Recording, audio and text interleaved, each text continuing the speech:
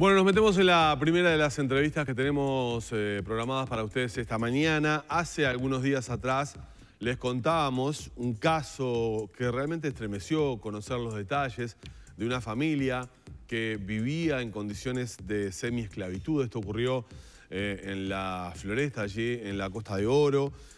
Cada vez más las víctimas se están animando a denunciar situaciones como estas, aunque este caso llevaba ya muchísimo tiempo, pero se están animando a presentar denuncias.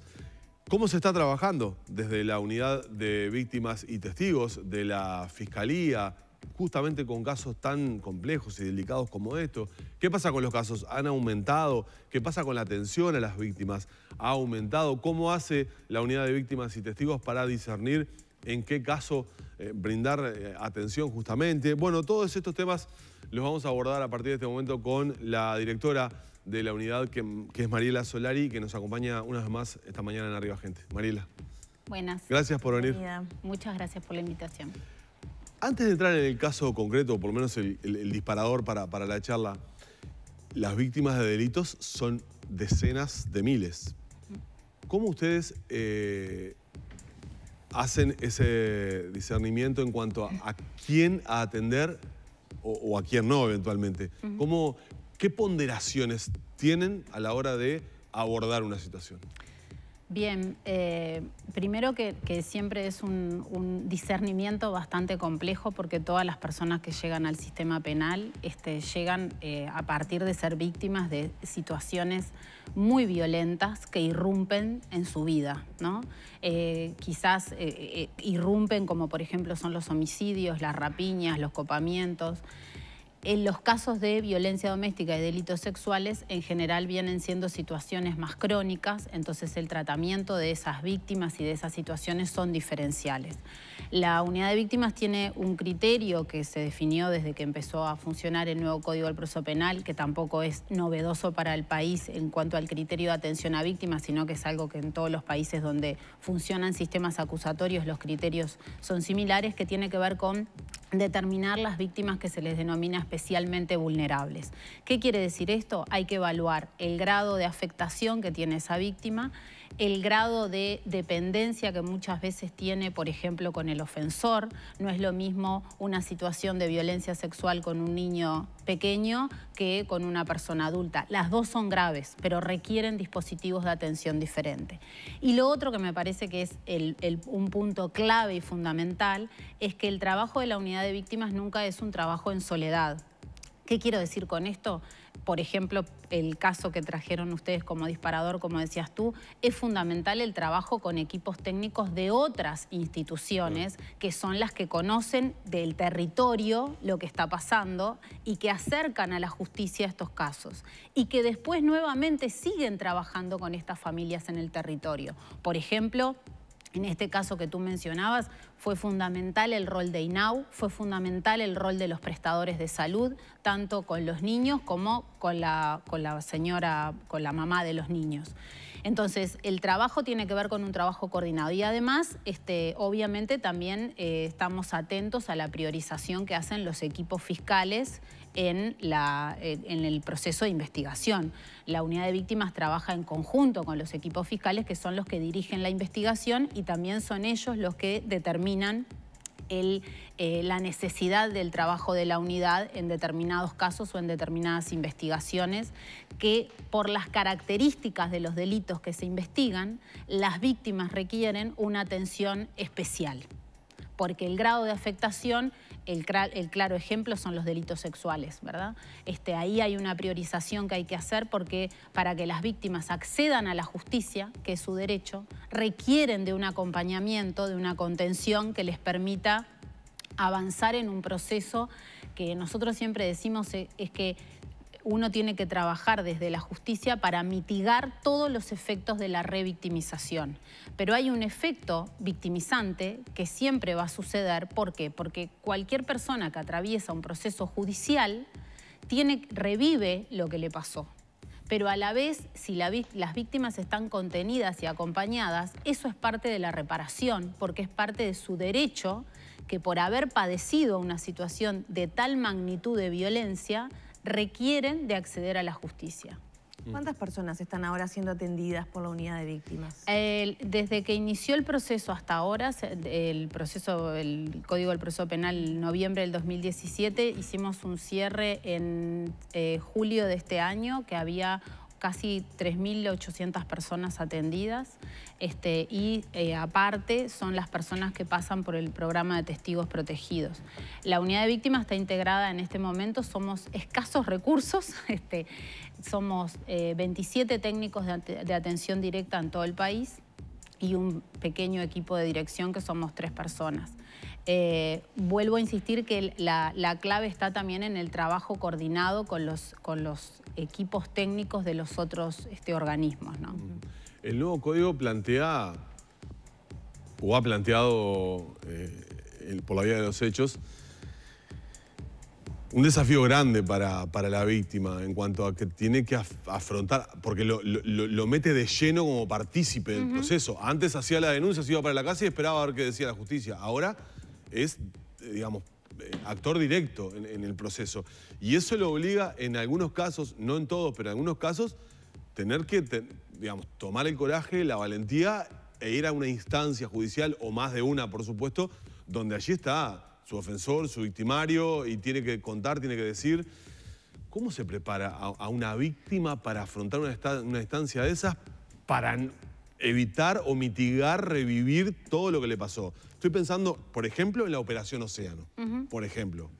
Sí, ahí 2 cosas. La primera que quiero decir es que hemos avanzado en estos 3 años. En esta semana, es más, el 1 de noviembre, hace 3 años que está en implementación el nuevo Código del Proceso Penal. Se han logrado avanzar en la implementación tanto en mecanismos de garantías que se llaman procesales, y ahora voy a explicar qué tiene que ver con eso, como en lo que hace a la atención y protección de las víctimas cuando acceden a la justicia.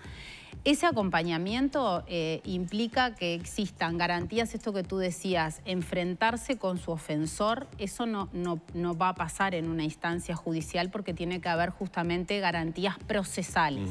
¿A qué se refiere con eso? A que existen mecanismos que están avalados por la ley, que tiene que ver con esto de la prueba anticipada, con que pueda declarar en un lugar con un mecanismo de cámara Gesell donde la víctima tiene una sola declaración que se preserva para las otras instancias, que se busca el momento que la víctima está emocionalmente apta para poderlo hacer.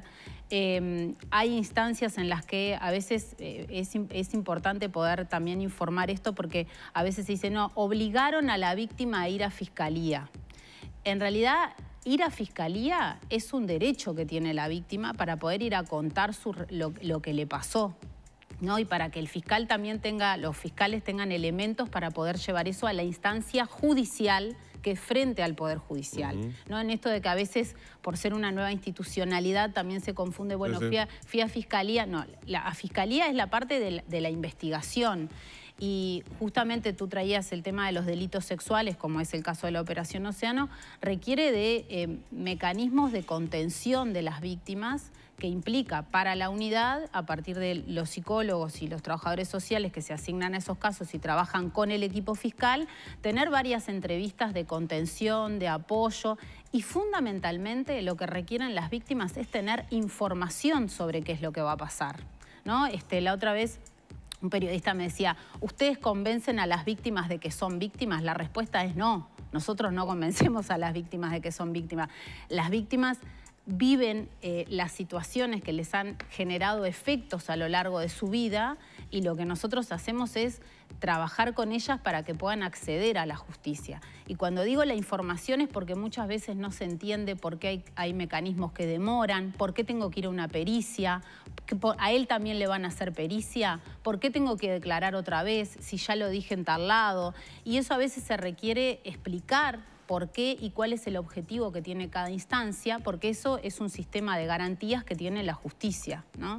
Entonces, gran parte del trabajo tiene que ver con la contención, con el apoyo, con el apoyo emocional, porque pensemos que cuando, vuelvo a repetir, y justamente porque los delitos sexuales quizás son los que generan mayor impacto en la vida de las personas, y cuando esto sale a la luz y se lleva a la justicia, también genera impacto en el entorno familiar. Y eso también hay que contenerlo, porque cuando se empieza un proceso judicial, en el entorno familiar a veces también circulan las culpas, nuevamente se vuelve a depositar la culpa en las víctimas dicen, ¿para qué me metí en todo esto? Mejor dejo todo como está y ya está.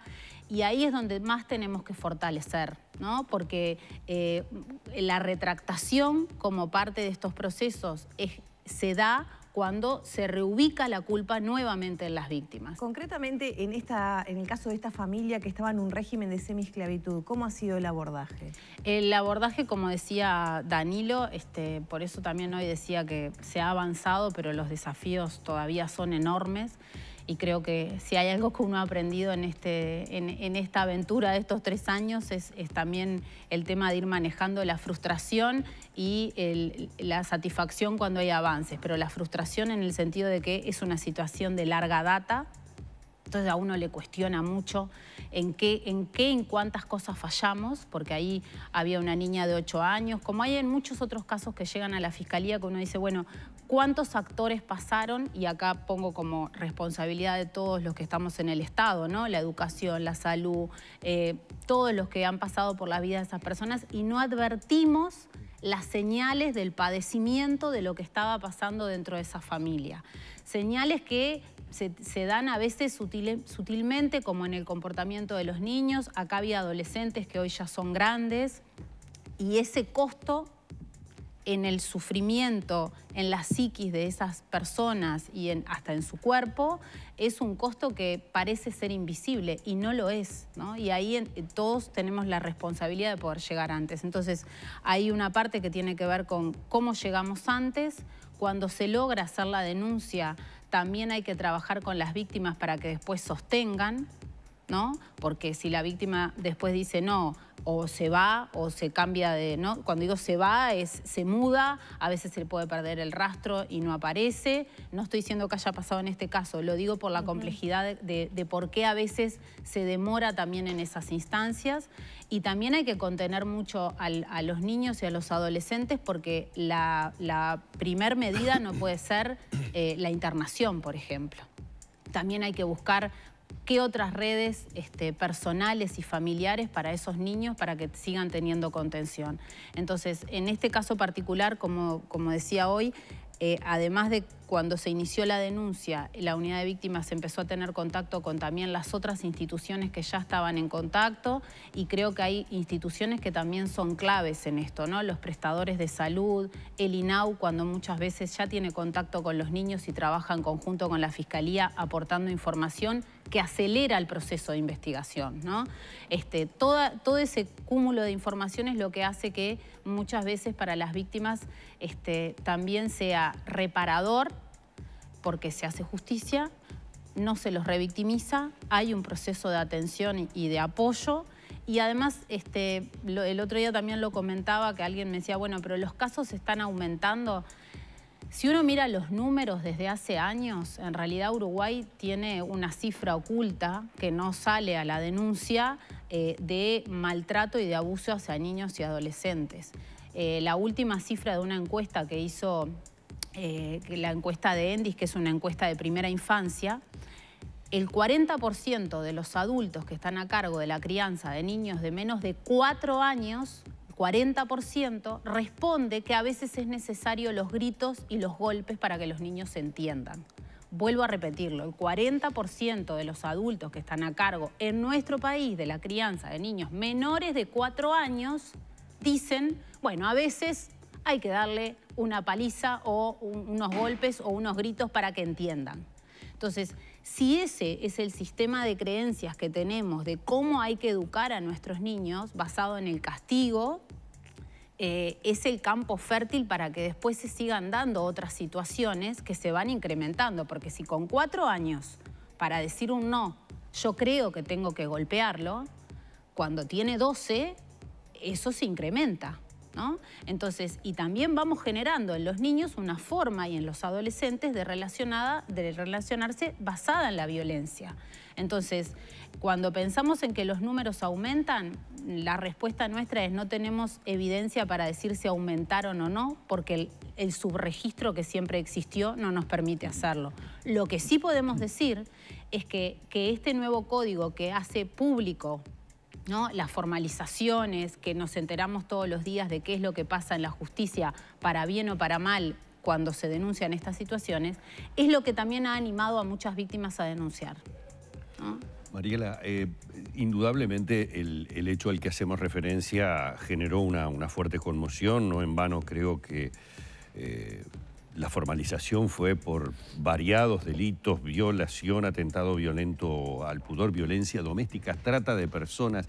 ¿Cómo se trabaja en la seguridad de esas víctimas después? Porque claro, hay todo un proceso a partir de que la persona es formalizada, de que se tomó la iniciativa y se tuvo, bueno, la valentía de tratar de salir de esa situación. Pero después esto ingresa en un proceso en donde, más allá de la contención desde el punto de vista psicológico, emocional de las víctimas, hay otro elemento que es el elemento de su seguridad para que continúen, porque esto es simplemente la formalización, es la iniciación de un proceso que a veces dura mucho. ¿Cómo se trabaja en ese tema? Ahí creo que cuando yo menciono la palabra contención, desde la unidad de víctimas tenemos el doble rol de lo que tiene que ver con la contención emocional y psicológica, que es una base fundamental, porque es que las personas recuperen la confianza en un mundo que veía que padecían una situación violenta y todos hacíamos que veíamos o no veíamos. Entonces, recuperar la confianza de que alguien me va a cuidar desde algún lugar, punto clave. El segundo aspecto tiene que ver con la seguridad física de las personas, ¿no? La seguridad de su vida. Y ahí los equipos fiscales trabajan conjuntamente con el Ministerio del Interior. Ahí depende de cada caso la evaluación de riesgo que se hace y las medidas de protección que se pueden disponer. Las medidas de protección tienen que ver con medidas de protección procesales, como recién hablábamos, ¿no? El no acercamiento con el ofensor, el que no va a haber un careo con el ofensor en algunos tipos de delito. Y después depende del tipo de delito. Cuando estamos hablando, por ejemplo, de explotación sexual o de trata, también hay otros mecanismos de protección que ahí es el equipo fiscal, los oficiales del caso que trabajan del Ministerio del Interior en la investigación y la unidad de víctimas quienes van evaluando el riesgo y las medidas de protección que se disponen. Y lo otro es importante que cuando hablamos, siempre hay un técnico asignado a las víctimas que están en estos procesos de investigación y tienen un teléfono de guardia al que se pueden referir. Entonces, cuando siempre hay medidas que nosotros le decimos de autoprotección y que frente a cualquier situación que detectan que se sienten en riesgo, pueden comunicarse a ese teléfono y además está siempre en comunicación el equipo de la unidad con el equipo fiscal que lleva adelante la investigación y que también tiene a su cargo las medidas de protección. Bien, vamos a agradecerle una vez más a Mariela Solari de la Unidad de Víctimas de Fiscalía estos minutos en la mañana de Arriba Gente. Muy amable, ¿eh? Bueno, muchas gracias a ustedes. Muy bien, así ha pasado por Arriba Gente la encargada de la Unidad de Víctimas de Fiscalía, Mariela Solari.